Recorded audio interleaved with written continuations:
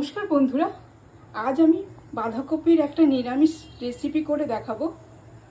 তার জন্য একটা ছোট্ট বাঁধাকপি নিয়ে নিয়েছি, একটা আলু সেদ্ধ করে নিয়েছি, 4 চামচ গোবিন্দভোগ চাল ভিজিয়ে রেখেছি, ভিজিয়ে জল ঝরিয়ে রেখেছি, বেসন, আদা বাটা, কাঁচা লঙ্কা কুচনো, টমেটো পেস্ট করে নিয়েছি, আর নিয়ে নিচ্ছি কাশ্মীরি লঙ্কার গুঁড়ো, জিরের গুঁড়ো আর ধনের গুঁড়ো, কালো জিরে, হলুদ, নুন, তেল, চিনি আর ঘি।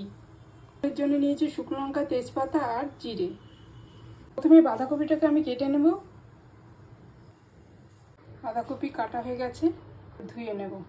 জ্বালিয়ে কড়াই বসিয়ে জল দিয়ে দিয়েছি, এবার এতে নুন দিয়ে দিচ্ছি। বাঁধাকপিটা দিয়ে একটু ভাপিয়ে নেব। গোবিন্দভোগ চালটা আমি বেটে নেব। পেস্ট করা হয়ে গেছে চালটাকে। বাঁধাকপি ভাপানো হয়ে গেছে, এবার আমি নামিয়ে নেব। বাঁধাকপি জল ঝরানো হয়ে গেছে, মিক্সিং বলে ভাপানো বাঁধাকপিটা নিয়ে নিলাম। আদা বাটা, লঙ্কা পেস্ট করে নেওয়া গোবিন্দভোগ চালের গুঁড়িটা, হলুদ, জিরে, চিনি, বেসন, এটাকে ভালো করে মেখে নেব। মাখা হয়ে গেছে, বসিয়ে গ্যাস দিয়ে দিলাম। তেল হয়ে গেছে, এবার এগুলো ভেজে নেব।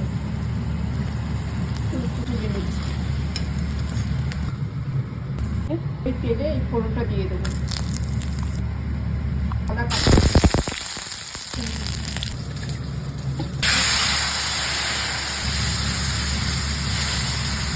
চিনি, হলুদ গুঁড়ো দিয়ে দেবো, টমেটো বাটাটা,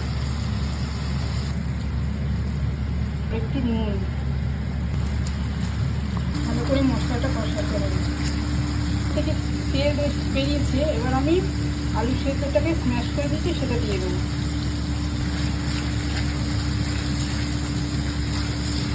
এটাও কষানো হয়ে গেছে, দিয়ে দেবো। যেটা ভেজে রেখেছি সেটা দিয়ে দিলাম, মশলার সাথে মিশিয়ে নেব। দিয়ে দেবো গরম জল,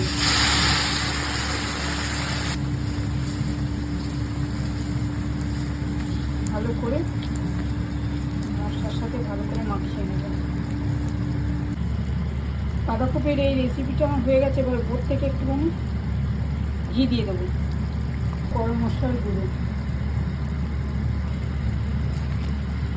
এবার নামিয়ে নেব।